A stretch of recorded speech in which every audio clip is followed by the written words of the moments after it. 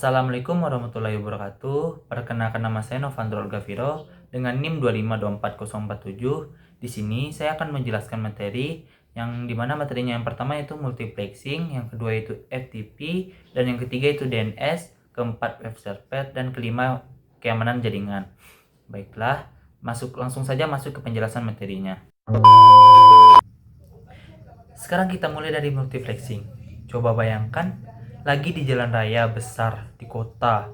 Kalau hanya ada satu mobil yang nggak perlu aturan macam-macam, tapi di dunia nyata mobil banyak datang dari berbagai arah. Tujuannya berbeda-beda. Kalau tidak ada pengaturan yang terjadi, pasti akan terjadi macet atau tabrakan. Nah, jaringan komputer itu kondisinya mirip seperti itu, dan data yang lewat bukan cuma satu tapi banyak. Chat WhatsApp, video YouTube, email, download, semuanya berjalan bersamaan. Kalau satu kabel cuma boleh dilewati satu data, internet pasti lambat sekali. Disinilah multiplexing berperan. Multiplexing adalah teknik untuk menggabungkan banyak sinyal atau aliran data agar bisa dikirim lewat satu media komunikasi secara bersamaan, tetapi tetap teratur dan tidak saling mengganggu. Jadi, satu jalur komunikasi bisa dipakai ramai-ramai. Kenapa ini penting? Karena media transmisi itu terbatas dan mahal. Kabel fiber optik, bandwidth, satelit, atau jalur radio tidak bisa dibuat sembarangan. Dengan multiplexing, pemakaian jalur jadi jauh lebih efisien. Dalam kehidupan sehari-hari, kita sebenarnya selalu memanfaatkan multiplexing tanpa sadar. Misalnya itu saat video call, sambil kirim chat dan buka browser. Semuanya lewat jaringan yang sama. Itu bisa terjadi karena data-data tersebut diatur lewat teknik multiplexing.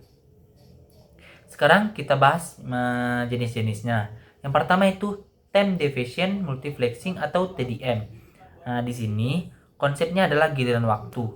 Setiap perangkat diberi jatah waktu sangat kecil untuk mengirim data. Walaupun pergantiannya sangat cepat dalam hubungan mikrodetik, sehingga terlihat seperti bersamaan. Analoginya sederhana seperti lampu lalu lintas. Setiap arah dapat giliran, tapi cepat. Yang kedua itu frekuensi division multiplexing atau FVDM. Atau TDM berbagi waktu, VDM berbagi frekuensi. Setiap sinyal berjalan di frekuensi yang berbeda. Contohnya itu radio FM. Banyak stasiun radio satu udara yang sama, tapi tidak saling mengganggu karena frekuensinya berbeda atau beda. Yang ketiga itu wavelength division atau multiplexing atau WDM. Ini versi canggih yang digunakan di fiber optik. Data dikirim menggunakan cahaya dengan warna atau panjang gelombang berbeda. Dalam satu kabel fiber bisa ada puluhan bahkan ratusan jalur data sekaligus. Tanpa multiplexing, jaringan modern seperti internet, streaming, dan komunikasi seluler tidak akan mungkin berjalan efisien sekarang. Jadi, bisa dibilang, multiplexing adalah salah satu fondasi utama dunia jaringan. Kalau kita perhatikan, multiplexing itu sebenarnya terjadi setiap hari. Hanya saja kita tidak sadar. Misalnya saat kita video call, di waktu yang sama ada suara gambar, teks, chat, bahkan emoji yang dikirim bersamaan. Semua itu lewat satu koneksi internet. Nah, itu contoh nyata dari multiplexing. Di dalam jaringan, sebelum data dikirim, data tersebut akan dipecah menjadi paket-paket kecil. Paket-paket ini akan diatur oleh sistem multiplexing agar tidak saling bertabrakan. Di sisi penerima ada proses kebalikannya yang disebut yaitu demultiplexing, yaitu memisahkan kembali data sesuai tujuan aslinya. Multiplexing juga berhubungan erat dengan port. Misalnya satu komputer membuka YouTube, WhatsApp web, dan Google secara bersamaan. Semua lewat satu jaringan tapi dibedakan oleh port. Ini juga bentuk dari multiplexing di level transport. Tanpa multiplexing, kita harus menyediakan satu kabel atau jalur khusus untuk setiap layanan. Bisa dibayangkan betapa tidak efisiennya. Jadi, multiplexing adalah fondasi penting agar internet bisa dipakai banyak orang. sekaligus tanpa macet. Sekarang kita masuk ke FTP, atau FTP itu singkatan dari File Transport Protocol.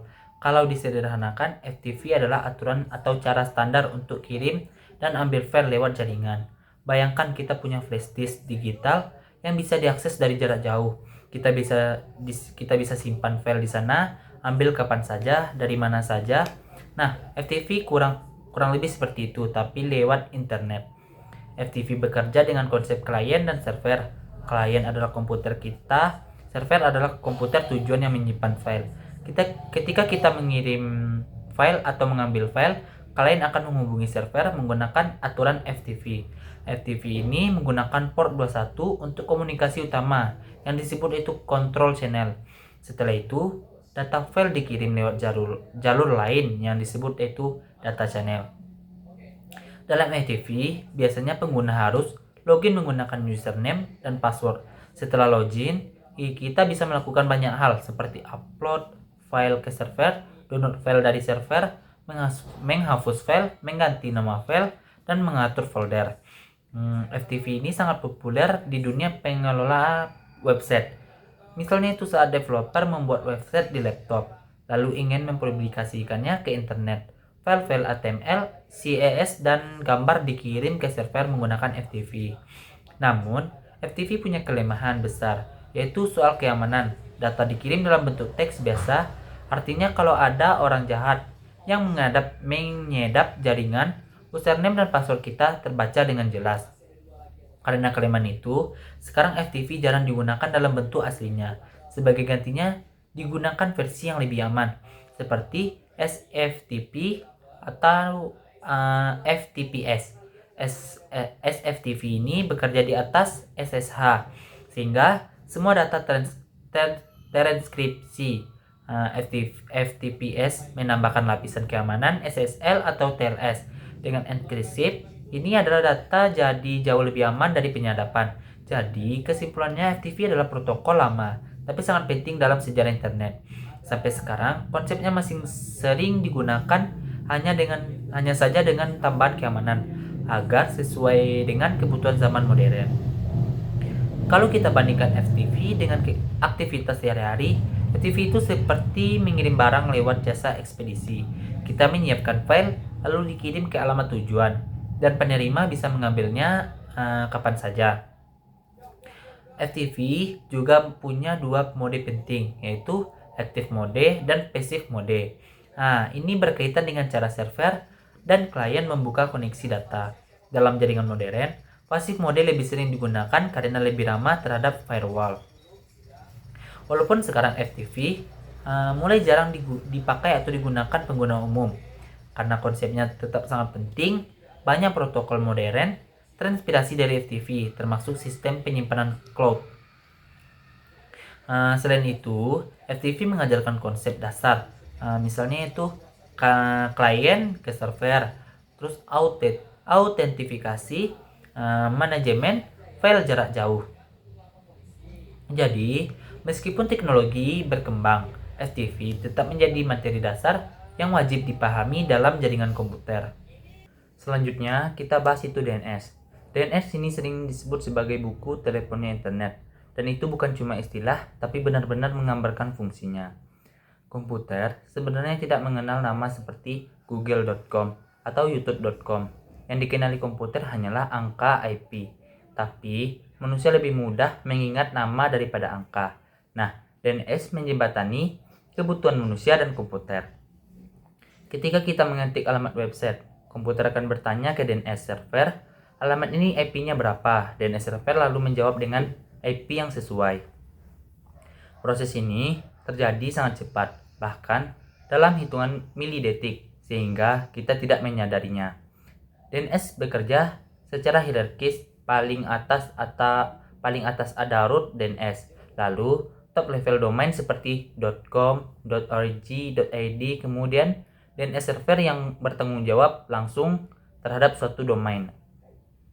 DNS juga berbagai jenis record, yaitu A record untuk menghubungkan domain ke IP, MX record untuk email, CNAME untuk alias, dan NS record untuk menentukan server ke DNS yang berwenang. DNS sangat penting, tapi juga punya celah keamanan. Salah satunya adalah DNS spoofing, di mana pengguna diarahkan ke web palsu. Karena itu sekarang dikembangkan teknologi seperti DNS SEC untuk meningkatkan keamanan DNS.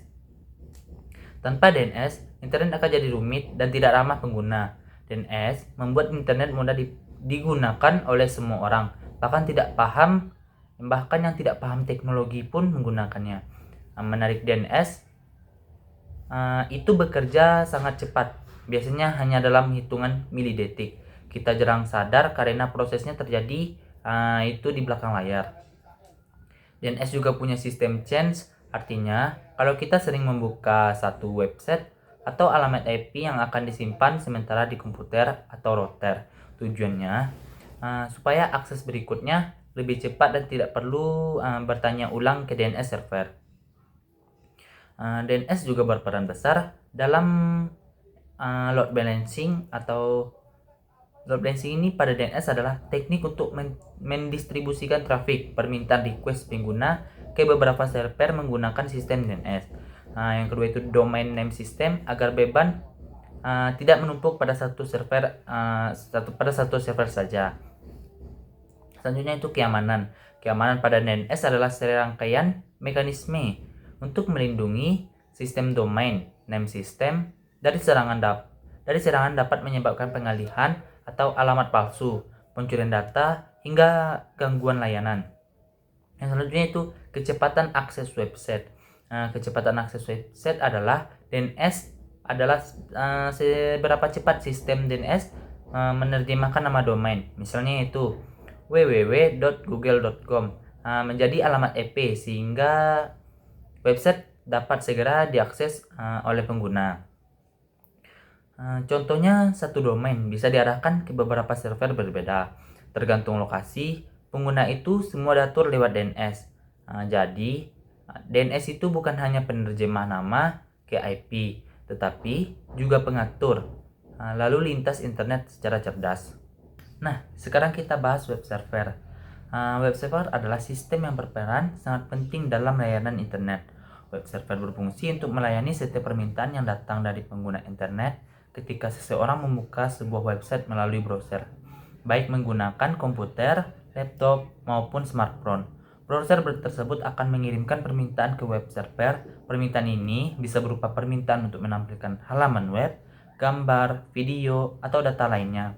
Web server menerima permintaan tersebut, kemudian memprosesnya, dan setelah itu mengirimkan hasilnya kembali ke browser agar dapat ditampilkan kepada pengguna.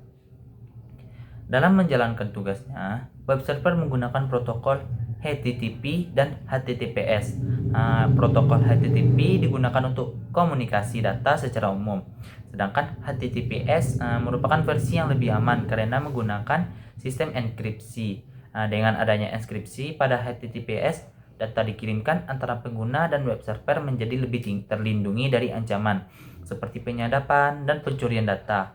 Oleh karena itu, penggunaan HTTPS sangat dianjurkan, terutama untuk website yang melibatkan data penting seperti akun pengguna dan transaksi online. Web server tidak hanya berfungsi untuk menampilkan halaman website, tapi di dalam web server terdapat berbagai mekanisme yang mengatur jalannya layanan web. Web server bertugas mengelola keamanan sistem seperti membatasi akses pengguna yang tidak berhak dan melindungi website dari serangan. Selain itu, web server juga mengatur hak akses, sehingga hanya pengguna tertentu yang dapat mengakses atau mengubah data tersebut. Web server juga melakukan pencatatan aktivitas atau logging, yang berguna untuk memantau aktivitas pengunjung dan mendeteksi masalah pada sistem. Selain itu, aspek keamanannya web server juga berperan dalam menjaga performa website. Misalnya, web server harus mampu melayani banyak permintaan dalam waktu yang bersamaan tanpa mengalami gangguan. Untuk itu, web server biasanya dilengkapi dengan pengaturan performa seperti manajemen koneksi, pengaturan change, dan pembagian beban akses. Semua ini bertujuan agar website tetap dapat diakses dengan cepat dan stabil, meskipun jumlah pengunjung meningkat. Dalam sistem web, yang lebih kompleks. Web server biasanya tidak berdiri sendiri. Web server terhubung dengan server aplikasi dan database. Jika pengguna mengakses keamanan yang bersifat dinamis, web server akan berkomunikasi dengan server aplikasi untuk memproses logika program. Kemudian, mengambil data dari database sesuai kebutuhan. Setelah data diproses, web server akan mengirimkan hasilnya kembali ke pengguna dalam bentuk halaman web. Proses ini berlangsung secara otomatis dan sangat cepat. Beberapa contoh dari web server yang sering digunakan adalah yaitu Apache, Nginx, IIS, dan Lightspeed. Antpen dikenal sebagai web server yang stabil dan fleksibel, sedangkan Nginx yang banyak digunakan karena kemampuannya menangani trafik yang besar. Penggunaan sumber daya yang efisien, IIS merupakan web server yang dikembangkan oleh Microsoft dan terintegrasi dengan sistem operasi Windows Server.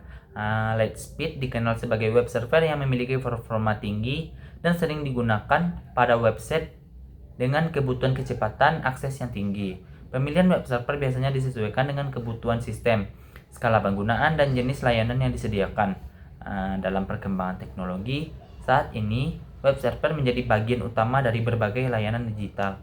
Hampir semua layanan berbasis internet seperti learning, e-commerce, perbankan online, media sosial, dan sistem informasi organisasi bergantung pada web server. Web server menjadi penghubung antara pengguna dan sistem digital yang menyediakan informasi serta layanan. Oleh karena itu, web server sering disebut sebagai pintu depan dari sebuah sistem digital. Semua permintaan dari pengguna pertama kali masuk melalui web server sebelum diteruskan ke sistem lain di belakangnya. Tanpa adanya web, layanan berbasis web tidak dapat berjalan dengan web server yang baik dan terkelola dengan benar. Nah, terakhir, kita membahas keamanan jaringan. Keamanan jaringan adalah upaya untuk melindungi data, perangkat, dan sistem jaringan dari berbagai ancaman digital yang dapat merusak, mencuri, dan mengganggu layanan.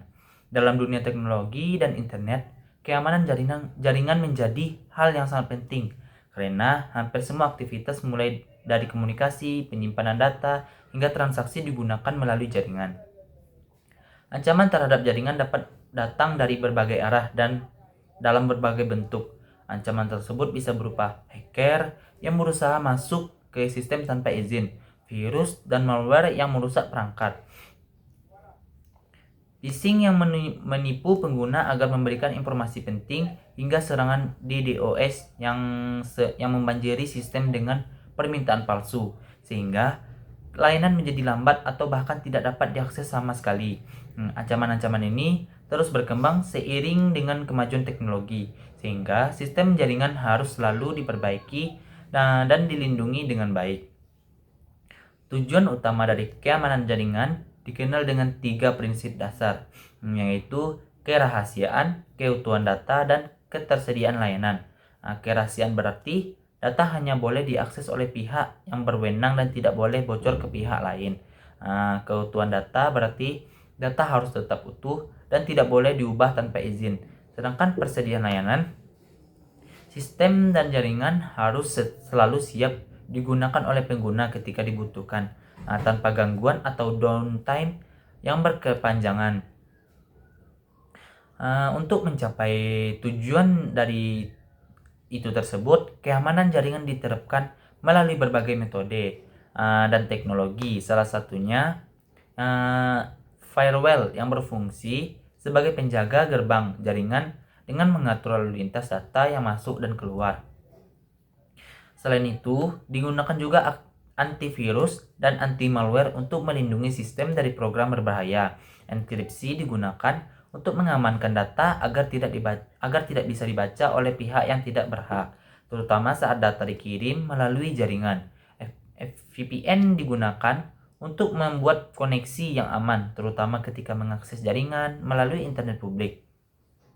Sementara itu, sistem autentifikasi seperti username, password, dan verifikasi tambahan digunakan untuk memastikan bahwa hanya pengguna yang sah yang dapat mengakses sistem tersebut.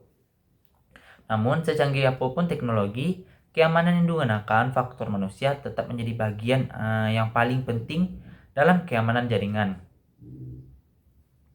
Banyak kasus kebocoran data dan serangan jaringan terjadi bukan karena lemahnya teknologi, tetapi karena kelalaian pengguna seperti menggunakan kata sandi yang lemah, mengklik tautan mencurigakan, atau membagikan informasi penting tanpa disadari. Oleh karena itu, kesadaran dan kebiasaan pengguna dalam menggunakan sistem jaringan sangat berpengaruh terhadap tingkat keamanan. Jika itu alasannya, keamanan jaringan bukan hanya soal perangkat dan teknologi, tetapi juga menyangkut kebijakan, prosedur, dan edukasi pengguna. Organisasi perlu memiliki aturan yang jelas mengenai penggunaan jaringan, pelatihan keamanan bagi pengguna, serta pemantauan sistem secara berkala. Dengan kombinasi teknologi yang baik dan perilaku pengguna yang baik, keamanan jaringan dapat terjaga dengan lebih optimal dan lebih baik. Tanpa keamanan jaringan yang baik dan data penting yang dapat dicuri, sistem dapat rusak, dan layanan dapat terganggu, yang pada akhirnya dapat menimbulkan kerugian besar baik dari sisi finansial maupun kepercayaan pengguna. Oleh karena itu, keamanan jaringan harus menjadi perhatian utama dalam setiap sistem berbasis teknologi. Sebagai penutup dari keseluruhan pembahasan, kita bisa melihat bahwa jaringan komputer bukanlah sebuah yang sederhana, tetapi sebuah sistem besar yang tersusun dari banyak komponen yang saling bergantung satu sama lain. Internet yang kita gunakan setiap hari hanya terlihat mudah dan instan, sebenarnya bekerja di atas berbagai konsep dan teknologi yang saling melengkapi. Mulai dari cara data dikirim, bagaimana file dipindahkan, dan bagaimana cara alamat dicari, bagaimana layanan web disajikan, dan bagaimana semuanya dilindungi agar tetap aman. Multiplexing menjadi dasar dari semuanya. Tanpa multiplexing, satu jalur komunikasi hanya bisa dilewati satu data, dan itu jelas tidak realitas untuk dunia modern. Dengan multiplexing, banyak aliran data bisa berjalan bersamaan lewat satu media komunikasi tanpa saling mengganggu. Inilah alasan kenapa kita saling chatting, streaming video, dan browsing secara bersamaan. Multiplexing membuat penggunaan jaringan menjadi lebih efisien, hemat sumber daya, dan mampu melayani kebutuhan komunikasi yang sangat besar. Bisa dikatakan multiplexing adalah fondasi teknis yang membuat internet bisa ramai lagi tetap teratur. Di atas fondasi tersebut, ada protokol seperti FTP yang berperan dalam pertukaran file. FTP menunjukkan bagaimana jaringan tidak hanya digunakan untuk melihat informasi, tetapi juga untuk memindahkan data dari satu tempat ke tempat lain. Walaupun FTP merupakan protokol lama dan memiliki kelemahan dari sisi keamanan, konsep dasarnya masih sangat relevan. Hingga sekarang, perkembangannya menjadi SFTP dan VTPS menunjukkan bahwa teknologi jaringan terus beradaptasi dengan kebutuhan zaman, terutama kebutuhan akan keamanan. Dari sini kita belajar bahwa jaringan bukanlah sesuatu yang statis, tetapi selalu berkembang mengikuti tantangan baru. DNS kemudian hadir sebagai komponen yang membuat internet menjadi ramah bagi manusia. Tanpa DNS, kita harus mengingat deretan angka IP yang sangat rumit setiap kali ingin mengakses website. DNS mengubah sistem yang kaku dan teknis menjadi sesuatu yang mudah digunakan oleh siapa saja. DNS bekerja diam-diam di belakang layar, tetapi perannya sangat krusial atau sangat penting. Ketika DNS terganggu atau diserang, akses internet pun bisa kacau. Karena itu, pengembangan keamanan DNS seperti DNS SAC menjadi sangat penting agar kepercayaan dan penggunaan terhadap internet tetap terjaga. Setelah alamat ditemukan melalui DNS, web server menjadi pihak yang penerima permintaan pengguna dan menyajikan layanan yang diminta. Web server adalah pintu depan dari sistem digital. Dari sinilah penggunaan akses website seperti aplikasi online, layanan belajar, belanja, dan berkomunikasi. Web server tidak hanya bertugas menampilkan halaman web, tetapi juga mengatur keamanan, performa, dan interaksi dengan database serta server ke aplikasi tanpa web server. Internet hanya akan menjadi jaringan kosong tanpa layanan yang bisa dimanfaatkan oleh pengguna. Namun, semua teknologi tersebut tidak akan berarti apa-apa tanpa keamanan jaringan. Keamanan jaringan menjadi lapisan pelindung yang menjaga keseluruhan sistem tetap berjalan dengan aman dan dapat dipercaya. Ancaman digital terus berkembang dan celah keamanan bisa datang dari mana saja. Teknologi seperti firewall, enkripsi, dan VPN dan sistem autentifikasi memang sangat penting, tetapi faktor manusia tetap menjadi penentu utama. Kesadaran, kebiasaan, dan kebijakan yang baik seringkali lebih menentukan daripada teknologi secanggih apapun. Dari keseluruhan materi ini, kita dapat menyimpulkan bahwa jaringan komputer adalah sebuah ekosistem. Setiap bagian memiliki peran masing-masing dan tidak bisa berdiri sendiri. Multiplexing mengatur lalu lintas data, FTP itu mengatur perpindahan file, dan DNS memudahkan pencarian alamat. Web server menyajikan layanan dan keamanan jaringan menjaga semua tetap aman. Jika salah satu bagian bermasalah, maka keseluruhan sistem akan ikut terdampak. Pada itu, akhirnya pemahaman tentang jaringan komputer bukan hanya penting bagi teknisi atau ahli IT, tetapi juga bagi pengguna umum. Dengan memahami konsep dasarnya, kita menjadi pengguna yang lebih baik, lebih bijak dan baik, dan sadar akan keamanan dan lebih menghargai kompleksitas teknologi yang kita gunakan setiap hari. Internet yang cepat, nyaman, dan aman bukanlah sesuatu yang begitu saja, melainkan hasil dari kerjasama banyak teknologi yang dirancang untuk saling melengkapi bagian-bagian tersebut. Nah, sekian penjelasan materi dari saya. Jika ada salah, mohon dimaafkan. Saya akhiri dengan wassalamualaikum warahmatullahi wabarakatuh.